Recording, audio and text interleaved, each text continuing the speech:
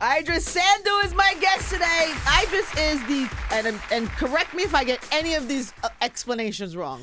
You are the architect / tech genius. Yes. That has consulted for companies like Uber, Twitter, Snapchat. You coded at Google at age 13. He's worked with Kanye and Jada Smith and all types of celebrities, and he also, which is how I came to know who you are, worked with Nipsey Hussle to create the Marathon Store. Mm-hmm. That's pretty cool. That's probably just a touch, a little bit of the work you've been doing, right? Yeah.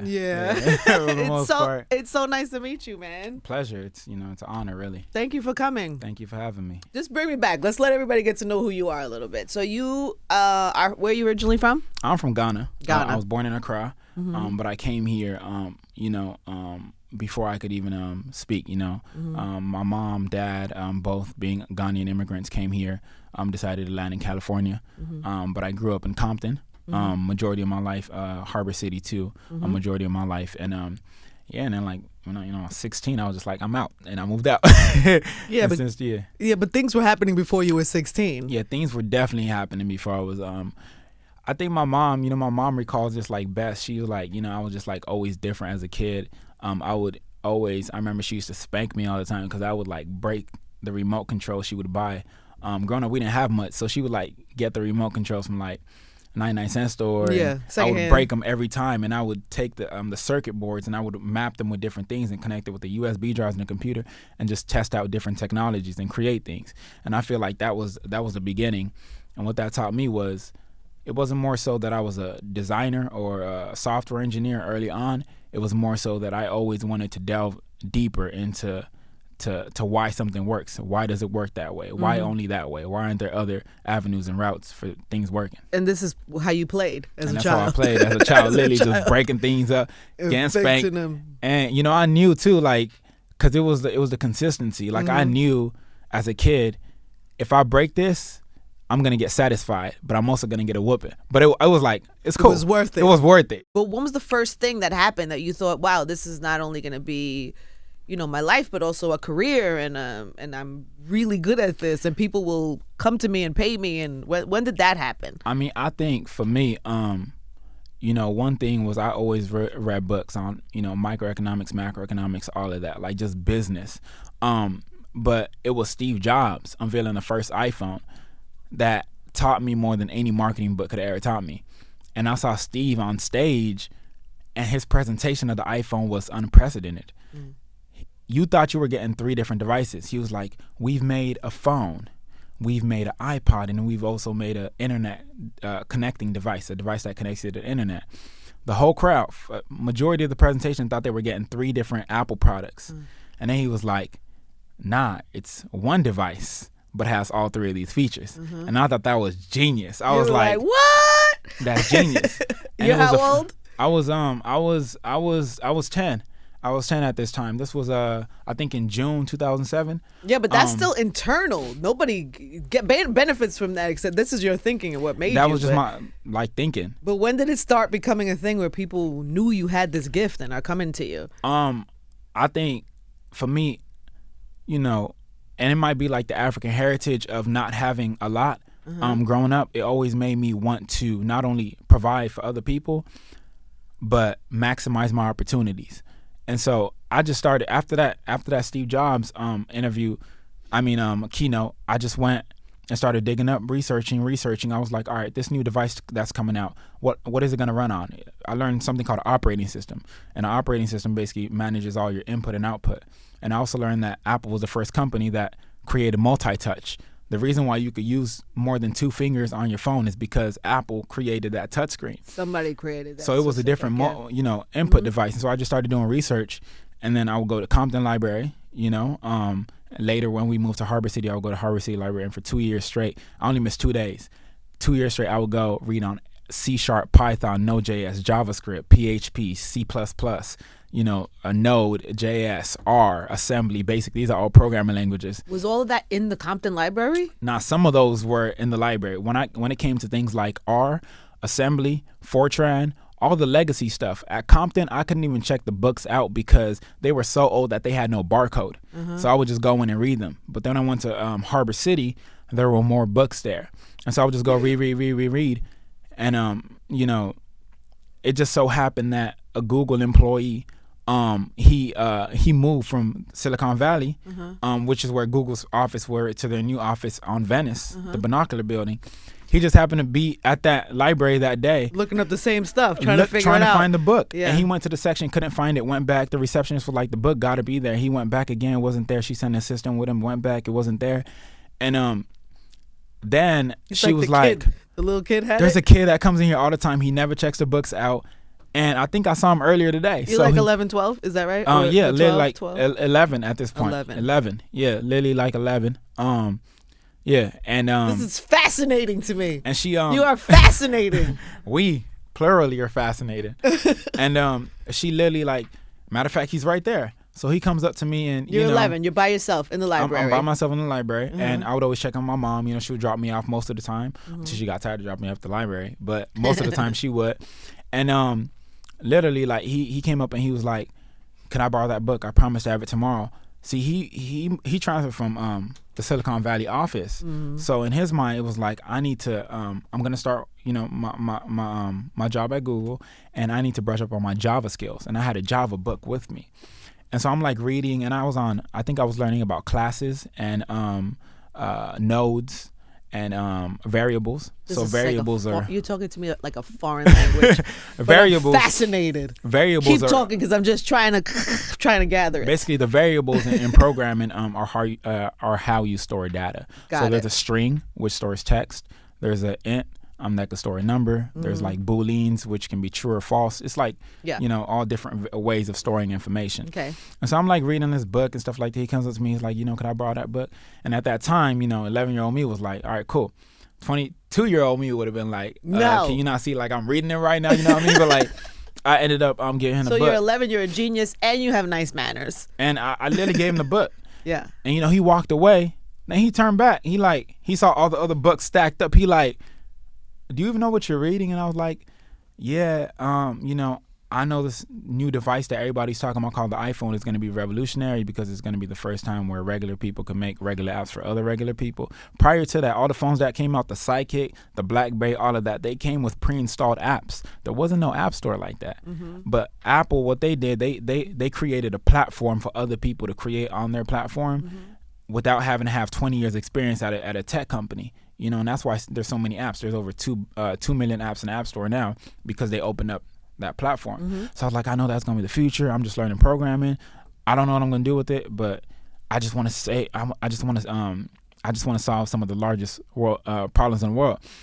And he was just like, oh my God, I love you. I want somebody to make a movie about you. Okay, carry on. Sorry. So he was just like, all right, so what do you want to solve? And I was like, I got this idea for a toaster.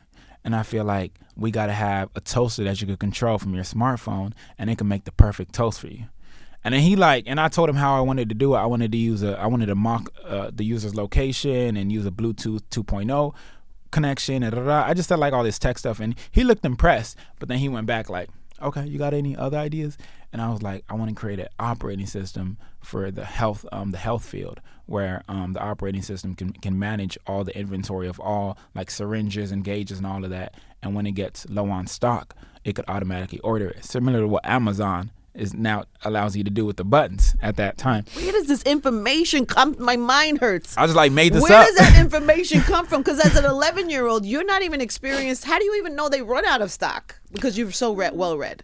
I feel like that, and also too, I mean, if we could like probably go back a little bit, and one day, you know, we'll talk about this, you know, in depth. But I also went through a traumatic experience, you know, when my dad he actually left me, and he took me back. I saw that in your TED Talk. Yeah. You mentioned it, but I didn't briefly get into too much about it. You know, one day, you know, I'll make One sure to come to day. you first. and you're tell not that. ready to talk about it yet. Got And, it. But just and- the brief story of that, what I know from watching that, was that you were brought by your father at 9 years old to West Africa, correct? Yeah, a village in West Africa. A village in West Africa, and abandoned, essentially, at 9 years old. He basically like left me there. So after coming back, I really realized the importance of even the basic necessities. Yeah. I remember, you know, when I came back, that was around the time Starbucks started being in places, and you would hear people like, my coffee's cold, you know, my sandwich is this, my sandwich is that. But it's like, there's kids that have to carry, a bucket of water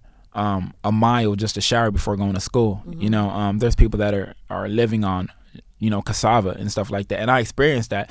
So it just changed my whole mindset. Like I said, I was always a tinker, but it went from breaking up that circuit board and using the sensors to create a different way to instead of turning my TV on, now I could turn the AC on in the crib. It went from that to how can I apply some of these same methods to solve some of the largest problems in the world, because I went through that. Yeah. And I feel like when you go through that at the age, no matter what age you are, as long as you have the ability, you pass your theta stage. Your theta stage is from the age of 0 to 7. Once you pass that and you go through traumatic experiences like that, it puts your mind in a different spot. Mm-hmm. And I feel like I had that. And also, too, the advantage of being a kid that was, that grew up on hip hop, too. And just seeing how the legends that came before us did it.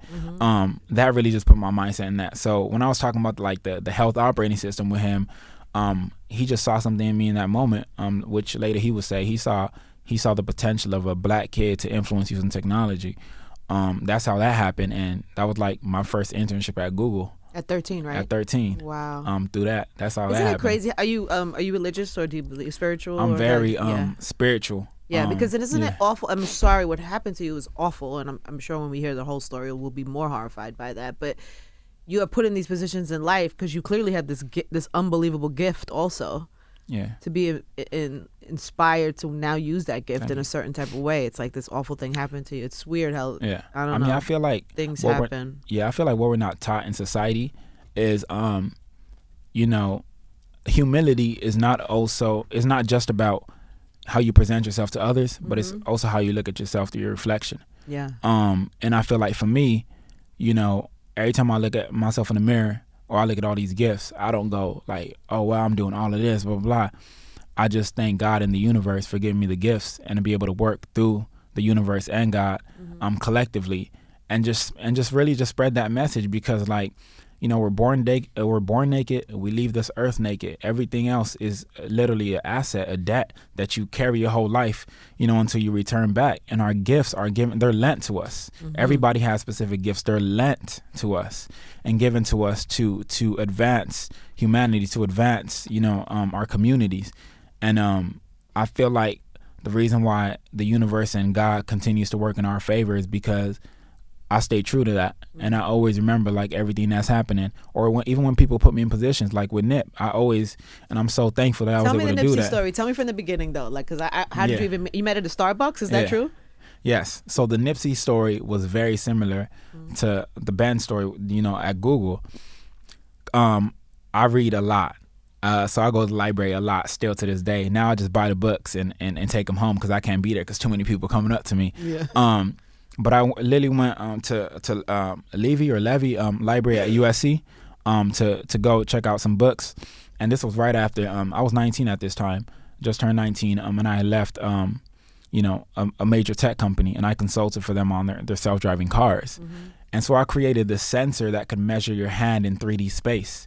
So you could be in a car and it could measure your hand position, and based on... I have this car. Did you have something to do with this car? Okay. Yeah, that's why I said a major tech company. Are you not legally allowed to say that? That's why I said a major tech company. Okay. I know this because I have this car and what you're explaining. Carry on. So basically, I want to protect you from everybody. Yeah. I don't know, my motherly instinct, my maternal instinct.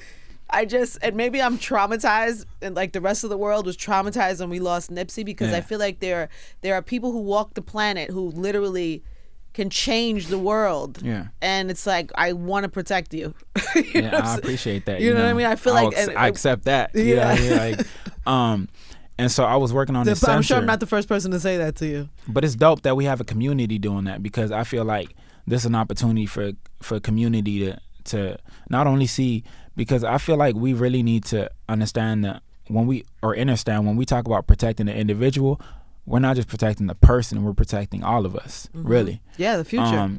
So that's even the case with Nip, So I was working on the sensor. Yeah. And it can measure your hand data in 3D space. So if you're texting and driving, again, this wasn't meant to encourage texting and driving, but if you're texting and driving, the car will in real time detect that both hands weren't on the wheel, and it'll help you drive. If you let go completely in real time, it'll detect that your hands weren't on the wheel, and it'll take full control. And if you were no hands on the wheel, and your back wasn't inclined at a certain angle, because we had sensors, on the seats, it would detect that you passed out. It would part to nearest right exit, call emergency. Wow. So we tested out and everything. But at that same time, I was doing a lot in the political space. But I realized, like, when I told kids about programming and stuff, first they thought I was like a real privileged kid, and that's why I was able to do everything. They didn't know I went through, I grew up in Compton, I grew up in Harbor City, I went through the stuff I went through. And didn't attend college either, didn't right? attend college. And two, they didn't really like understand that, like, yo, like, you could do this too. I'm a direct reflection of yourself. And three, programming wasn't cool. So I was like, all right, look, I know the demographic I speak to. I know especially within the Latino Black community, we have so little people that make it, that the ones that do, we look up to them and we hold them in esteemed role. Usually our athletes, our celebrities, our entertainers. So I was like, all right, if we can make it cool to where the entertainers and the celebrities are pushing forward programming in a different way, that's how we really get the youth to program. So I took that same sensor and I was like, I'm going to make a DJ musician software platform where you could leave all your instruments at home and you could just take the sensor and just your laptop and you could drag virtual instruments in, and you could, in high precision, you could just make the music in your ear. So I built it. I built it. Yeah, it's here. Oh. And where is it exactly? we're working on it. Okay. And modified version of that. Me and Nip, we're working on a modified version, and we're gonna release it. I don't the status of it, but I was literally modifying the software at the Starbucks. So just imagine me, doing all of this. And, I think it's important for me to note that I don't go to Starbucks. Like, I don't buy coffee. I don't need a Wi-Fi access code. I don't need a bathroom access code. You could probably get an access code from anywhere. And that's it's usually like a chip in your brain. That's usually like the three. That's so true. That's literally like the three reasons why people go to Starbucks: if they actually want to eat, if they need Wi-Fi, or if they got to use a bathroom. And none of those apply. Caffeine, right. But something said go there that day. So I go and I'm coding this thing, and I'm just waving my hand over the computer screen, and I just see a Maybach pull up. It was actually, Rolls Royce pull up. My bad. It was a Rolls Royce pull up, and I just see this tall man come out, and I knew who Nip was. I just see him come out, and it was almost like from day one he just had this presence, like Obama. He just has this walk, and he came in and he went to the front to get a unicorn frappuccino. Now I was sitting right by I was sitting in the corner by the bathroom because I didn't want people seeing my computer screen. So I'm coding and doing all of this and stuff, and I see him go to the bathroom, come back. Go to the bathroom, come back, go 4 times. Just like when I was 13, dude went to the he went to the shelving section to look for the book 4 times, and he eventually comes out the bathroom, and I'm like, man, like, does bro got a bladder problem? Because he went there 4 times consecutively. I would later find out on the backstory that the only reason why he went to the bathroom is because he was tapped in and looking at his environment. He saw me doing that. He wanted to really see if what he was seeing was real, and he eventually came up to me, and I liked it. So let me get this right. So Nipsey was going to the bathroom because he was trying to peep what you were doing. Yeah, he was trying to peep. And he went 4 times to the bathroom. He went 4 times. I was like, what's going on? And he eventually came up to me, and to this day, he's caught me off guard, like, in terms of, again, he's Nip. Not saying that like I wasn't expecting him to sound a certain way, but he's approached me the most respectful way ever. Like, he tapped me on the shoulder. He was like, excuse me, sir, if you wouldn't mind, I saw you working on this from a distance. Now, I don't want to take away from the time that you're working on whatever you're doing, but what you're doing looks really interesting. Now, I know that a black kid sitting on the intersection of Figueroa right at USC, this ain't normal. Would you please explain to me what you're doing? And I was like, I started explaining to him that I was over at a major tech company, and I wrote this algorithm, and now I want to like focus it on inner city youth and show them that programming could be cool. And literally, as I'm talking, he literally takes a seat and just sits down. He just goes like this. And he just like listens, and that's when I saw the authenticity in him. And then he was like, look, the only reason why I came in here is because my daughter wanted a unicorn frappuccino. But he like, this is the universe and God saying we got to work. And I went to the studio that night. Really, like, the rest was history. We just connected, talked about Africa, Eritrea. For me, he even knew the meaning of my name, and told it to me. I knew it too, but he told it to me, and then he recalled when somebody told him his name. that night too. He was like, I didn't know what my name meant. Good thing that you do. But he was like, I didn't know my name meant Ermius, till one of my homegirls told me. And we just connected, and it evolved from, a business relationship to a friend to a big brother. Literally, like, he protected me, and he emphasized that he would always just always have my back through everything. And I'm just so glad that I was able to express that to him. Like I did, one of my biggest interviews with ABC. And I took like a minute I was like, yo, I wouldn't, Nip. He saw that because we would get in the studio and we would talk about like advancing hip hop, advancing black culture, advancing minorities through technology. And he would be like, all right, look, I want you to tell exactly what you just told me to everybody else. So I'm gonna put you in a position where you could do that, because there's kids in the hood that need to look up to kids like you in the hood. Word.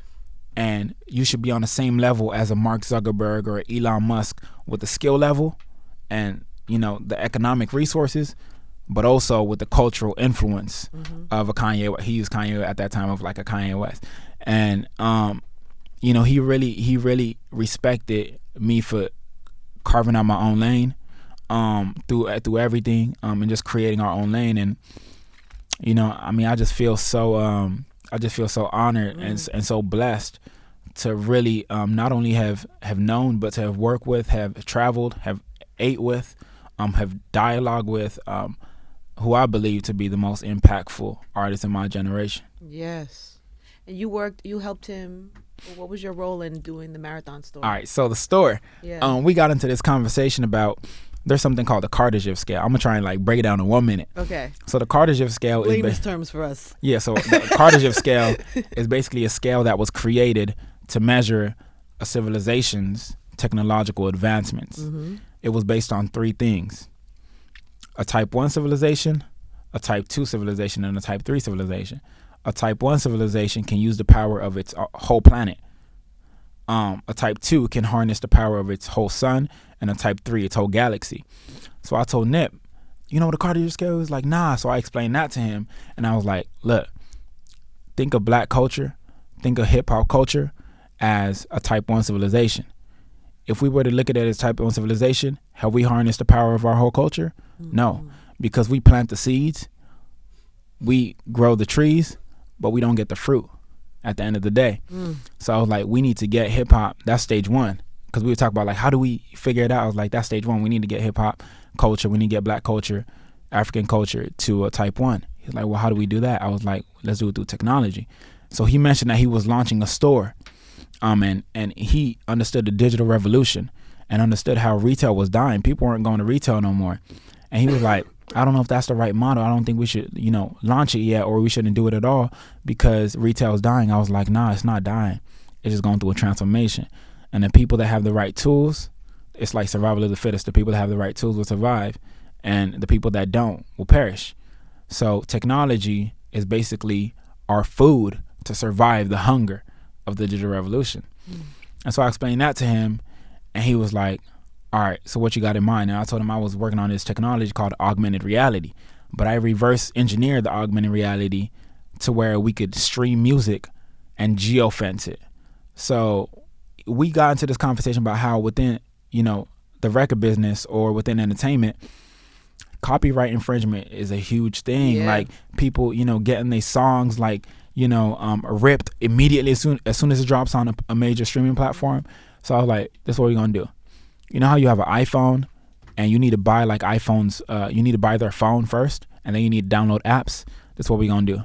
Your store is now going to be your iPhone, and then we're going to make the whole store app. So now people have to come physically to the store to enjoy your services. So we drop like music through album art throughout the store that you needed to bring your physical phone, that you needed to be within a certain location to stream it. And if you bought merchandise, you would have to hold it up to the shirt to stream the music. And once you put it down, it wouldn't stream anymore. So the traffic that immediately just started coming to the store was crazy. Wow. And it got so much reception. We had like, shout out to Emery. Emery came out, Russ came out, 21 came out. Just, so much dopeness came out of it. And then after like 21, even he went and did a collab with Spotify for machine learning, which was different. Where he did the Issa app, where you would scan different things, and he'd be like, "It's a cup, it's a this, it's a that," and that was sort of where we saw the intersection of everything going. But I wouldn't know it's true. Like, I'm gonna keep it real. Like, I knew it was impactful, absolutely, but I didn't realize the importance of it till I got a DM from this dude. He created a ghost account. I guess he thought I was going, it was whatever, but created a ghost. Don't know you could find out who he is? Yeah, right. I'm joking. I can't hack. I don't need no one hit me up like, can you hack this account for me? And, but he. I know you don't, but you probably could. You're capable. You're quite capable of. Yeah, I mean, but like, you hear like great power comes great responsibility. Yeah, I get that. And also to staying true to your cause. Once you abuse a relationship, then the universe starts to take you out on the path. But I got this DM from this kid who created a ghost account, and he was like, "Yo, I'm from this set, gang, whatever." He was like, this. I was on my way. I was on my way to actually go kill somebody. I was about to put like bullets in this dude. He did me wrong. He did me dirty, and somehow, I was on IG on my way up there, and I was just scrolling through my Instagram, and you ended up on my feed. And I went through your profile, and then I saw Nipsey, and I have a ton of respect for Nipsey, and I really respect what you and Nipsey did, and honestly, it just inspired me on my way up there, and I want to put a gun down, and I want to pick a laptop up. So where can I learn how to code? Like, point me in the right direction. And it just showed me, like, see, this was the importance. This was the bridge. Yeah. It's more than just starting a STEM program and putting $1 million in it. The kids that you really want to touch, the kids that are really, that gold that just been covered with dust, but once you just dust it off, you see the greatness of the gold. Those kids are the ones in the hood. Those kids are the ones from the inner cities. Those kids are the displaced. But once given the right tools, introduced by the right messenger, they could deliver mail anywhere. Yeah. Like, they could be the next generation of leaders. How are you and how do we continue the marathon? You know what I'm saying? What do we do to keep this idea going and help support you and things you're doing? And I feel like, first and foremost, I would just like to say protecting the family, making sure, his brother Black Sam is good, making sure Lauren's good, Samantha, Sammy, making sure Sammy's good, making sure Pop's good, in any way possible. Whether that's space, but I'm here if you need me. Whether that's, bringing opportunities that don't involve around sort of like clout jumping, any way possible, because we all need a assistive hand. So I feel like that's the first way. And the second way is to really, if you really want to continue Nip's legacy, put your money where your mouth is. Like, really, buy infrastructure, own. That's what Nip's whole message was. Get out the system, own your own stuff. Like, and that's why we connected, because I was like, we can't just be teaching our youth to build. It's like trying to change the Constitution. Your operating system that runs on your phone is like the Constitution. When you want to change a constitution and you an external source that didn't help compiling the Constitution, you're gonna have a lot of trouble. It's gonna be a challenge. That's why we have to create our own version of the Constitution that works for the people from the ground up. I want to just stop you there because I heard, I'm trying to let you talk because I feel like anything that you're saying is by far more interesting than any question I thought I wanted to ask. We need the questions. That's what keeps the dialogue. I know, but wow, you're so full of so much great information. But I loved the way you broke down how if systems are created without diversity, then it's like they're inherently biased. Yeah, sorry that this was the way I say it, but we're like fucked from the beginning. Like if we don't change that and create our own systems. Yeah. But all the systems are created with no diversity. Like, right? Let's think about shapes. Let's just do a shape equation real quick. Okay. So if you need to open this door, we designed this door to where only circles.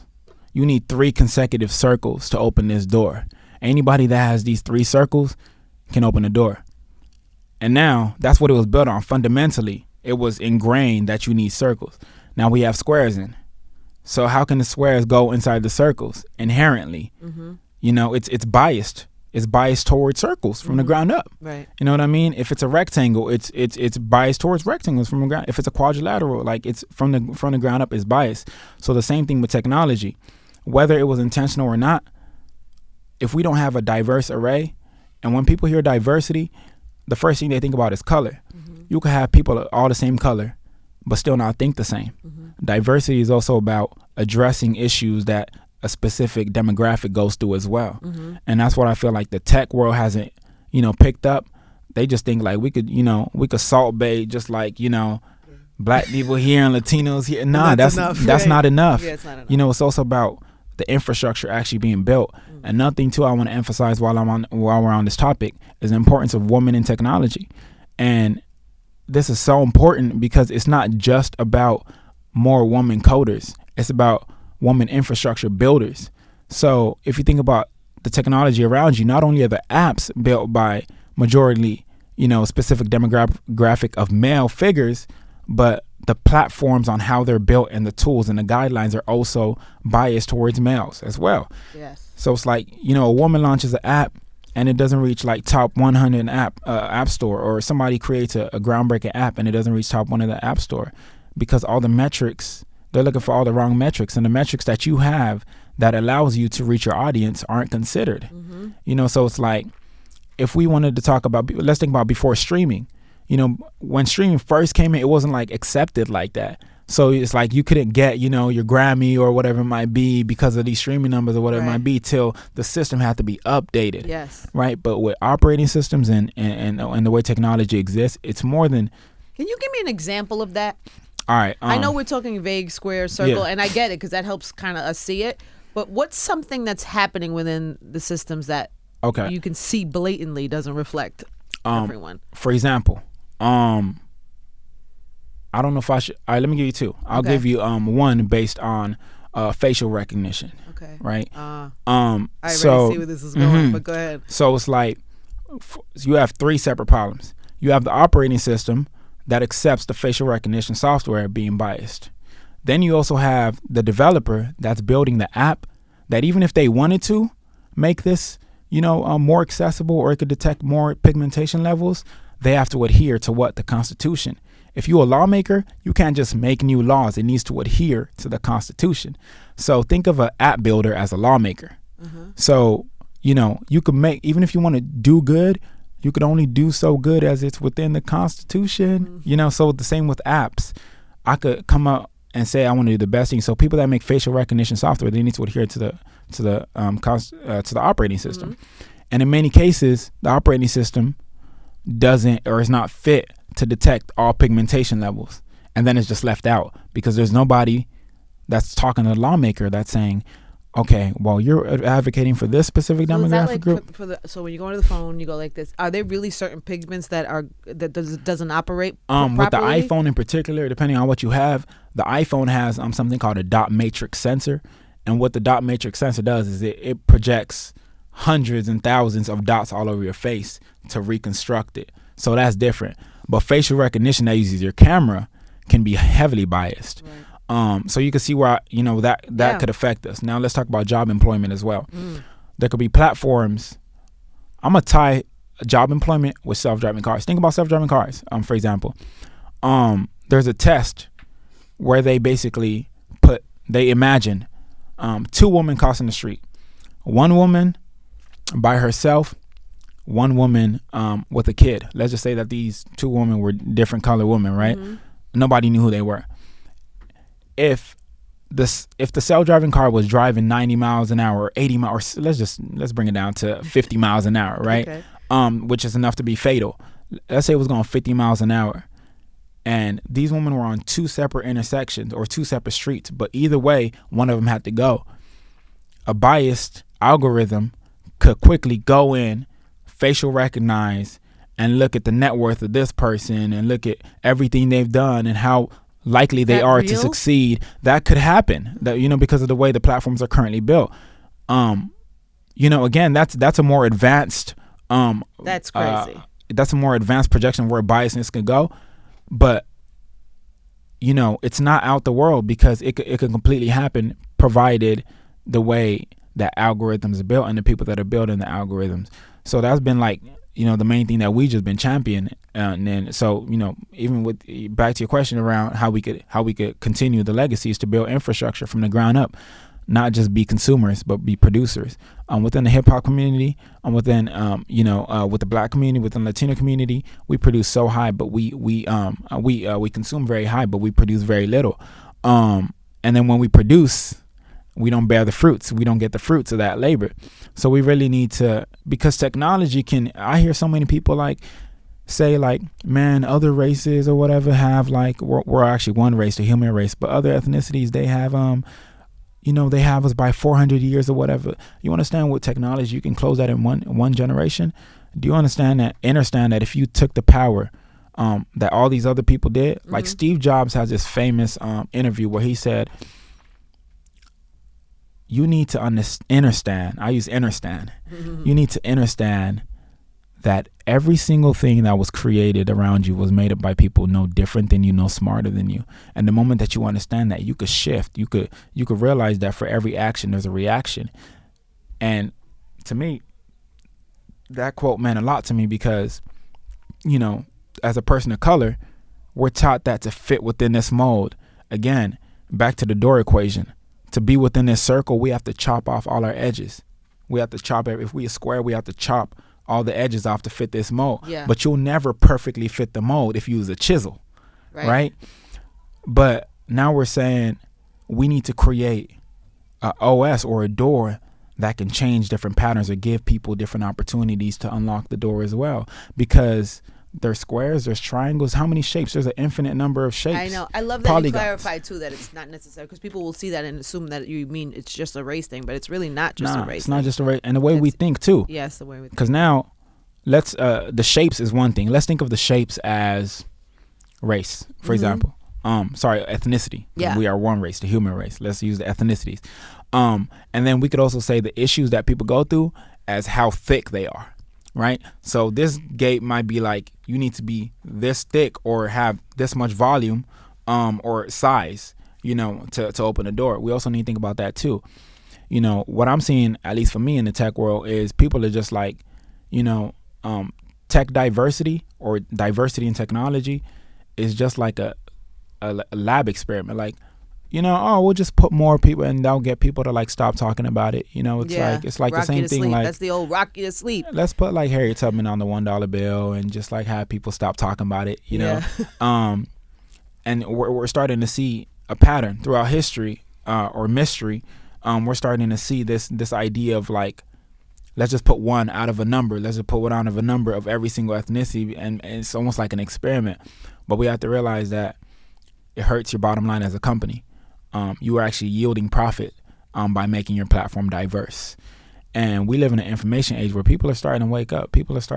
So, that's what I'll just have to say to that on Nip, particularly. If you want to continue his legacy, build infrastructure and own and not just rent. Word. Do you worry about some of the things that you say?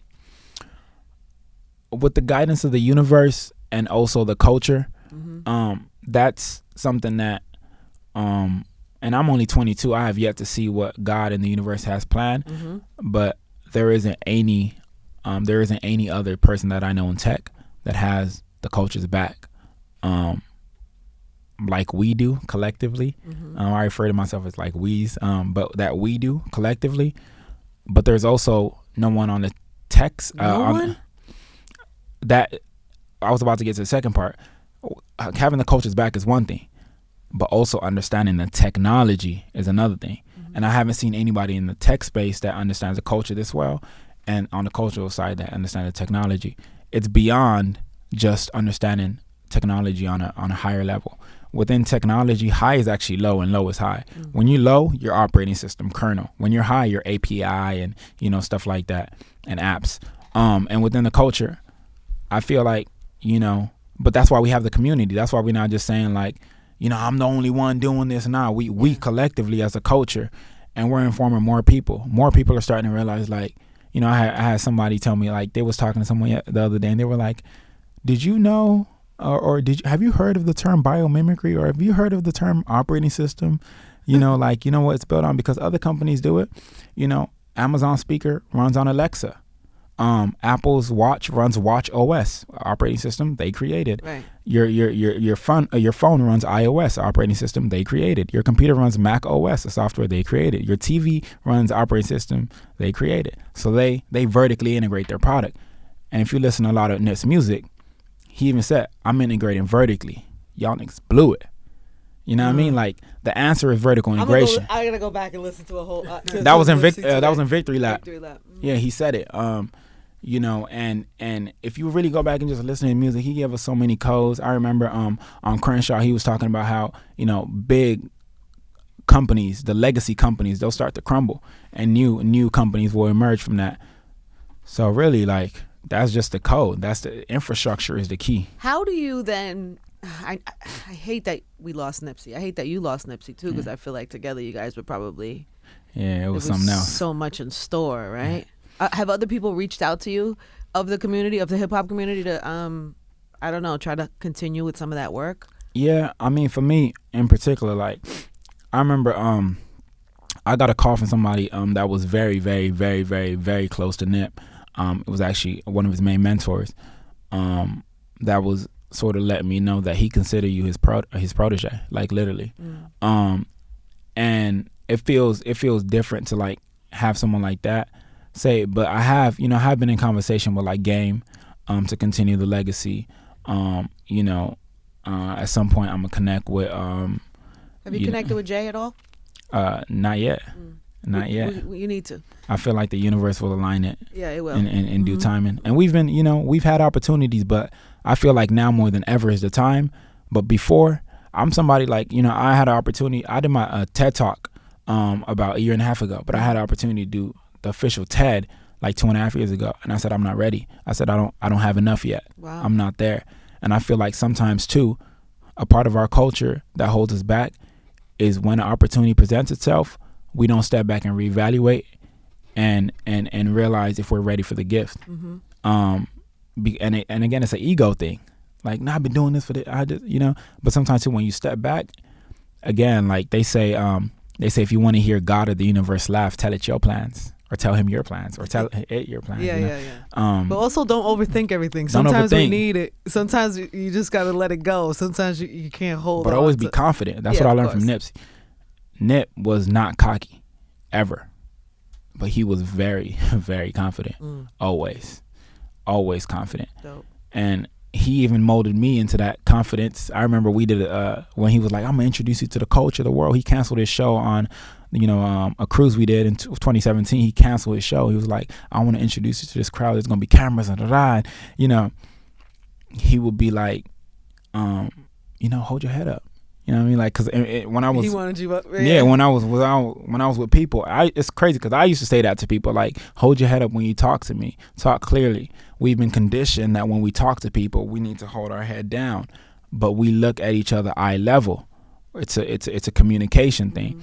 But on that cruise, I would always do that, Percy. But when I was in front of a lot of crowds, I was like, oh my God, and he was like, just hold your head up, everything gonna be good. And he just presented me. Like, it was just so much genuine love. Like, he would be like, he did this, and I would be like, tell him what you did, and I'll say, he'd be like, all right, boom, stop right there. Hey, he do hardware and software, and that ain't normal.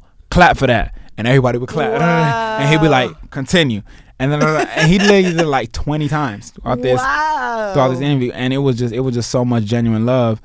And I also feel like the African part helped too. The fact that I'm, Ghanaian American and he was Eritrean American. We both wanted to do so much for both of our nationalities. And I'm starting this year, actually in June. I'm actually going out there to build. We're building a school. We're building an institution. Wow. I'm like excited for that. And just making moves, like real moves. Like, Ghana used to be called Gold Coast, and now it's going to be called Tech Coast. I love that. We really about to, like, just shift it. I love that. And you just turned 22 yesterday. I just turned 22 yesterday. Deuces. What happens when you're 32? I know we have to wrap and you have to go, but We'll I have could to talk see. to you for all day. I appreciate would it. love to continue this conversation. Yes, absolutely. Thank you so Like, much. whenever you're in town, whenever you have a mission like this, like literally, if there's any way we could support you, some of your ideas, and however way we can, Absolutely. please. And even just, I Thank love the notion of encouraging people to look at a new possibility in terms Absolutely. of, you know, kids and what they can, what can make you great, you know. Yeah, So absolutely. I mean, at the end of the day, it's like it's who we are. We're discovered. Like that's why. I mean, I can't wait to do this like NYU commencement tomorrow. Just like and let the kids know. Oh, it's gonna like, be amazing. That you don't have to cut your corners. You know, you can make your own tools that work for you. You could create your own model that work for you. If you study Nip, it was about creating our own model that works for you. Word. Oh, cool. God bless you, baby. So Thank great you. to meet you today. Pleasure. I can't wait till our next interview already. Awesome. Yeah. We come back like, you know. And good luck tomorrow. Thank you. I know you're gonna kill it. Yeah, I'm so excited. Will it be on? Will it be up like on? Will people live be able to stream? see it? I have no idea. Somebody's got to live stream it. I have no idea, but I'm If really we can honored. get it on live stream, I'll post it right after the interview, so Okay. everybody can get like a little 1-2 punch. Yeah, I'm honored. Like I was, you know, we were checking earlier, and it was like they wrote like an article. They were like, you know, one of the youngest to ever give a commencement at NYU. I was like, man, that's so crazy. But you don't You're claim not it. used to one of the youngest in front of your name. I mean, I'm used to it, but majority of the time it's been through like God. Like, okay, that's God. You know, that's God. But now it's like it's growing. So you just go like, wow, like if this is like 22, what's at 30? What's at, you know, like Yeah, it's you can't even exciting. fathom. But it's really for the culture. Yeah. Really, I stand for the culture. I work for the culture. I work for the people. Amazing. What time, Iddris? Hey. 505.1.